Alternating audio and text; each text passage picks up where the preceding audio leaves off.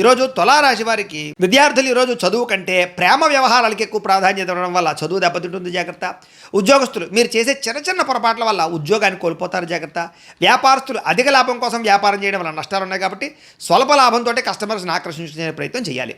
స్త్రీలకి పరపురుష వ్యామోహం వల్ల సమస్యలు, అత్త ఆడపడుచు తోటికోడలతో మనస్పర్ధలు కనపడుతున్నాయి, జాగ్రత్తగా ఉండాలి. విదేశాల్లో ఉండే భారతీయులకి ఇంటికి రావాలన్నా కూడా కుదరని పరిస్థితి కనపడుతుంది.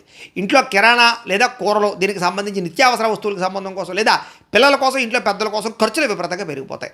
తప్పనిసరి పరిస్థితుల్లో అప్పు చేయవలసిన పరిస్థితులు కనపడుతున్నాయి. లేటుగా బయలుదేరడం వల్ల, కంగారుగా ప్రయాణం చేయడం వల్ల ప్రమాదాలు ఉన్నాయి, జాగ్రత్త.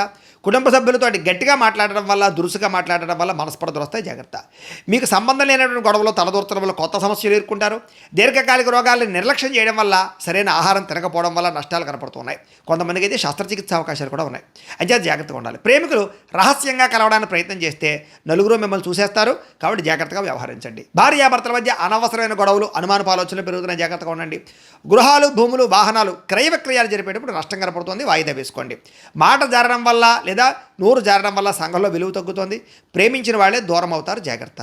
మీకు ఆంజనేయ స్వామి అంటే ఇష్టమైతే కనుక ఆయన్ని తలుచుకుని ఒకసారి లైక్ చేయండి, ఆయన ఆశీస్సులు లభిస్తాయి. అలాగే రేపటి రాశి ఫలం కూడా మీకు రావడానికి సబ్స్క్రైబ్ చేసుకుని ఫాలో అవ్వండి. ఇక్కడ కనపడుతున్నటువంటి ఈ లింక్ మీద మీరు క్లిక్ చేసినట్లయితే మీకు ఈరోజు ఇంట్లో ఆంజనేయ స్వామి వారికి పూజ ఎలా చేసుకోవాలో వీడియో వస్తుంది.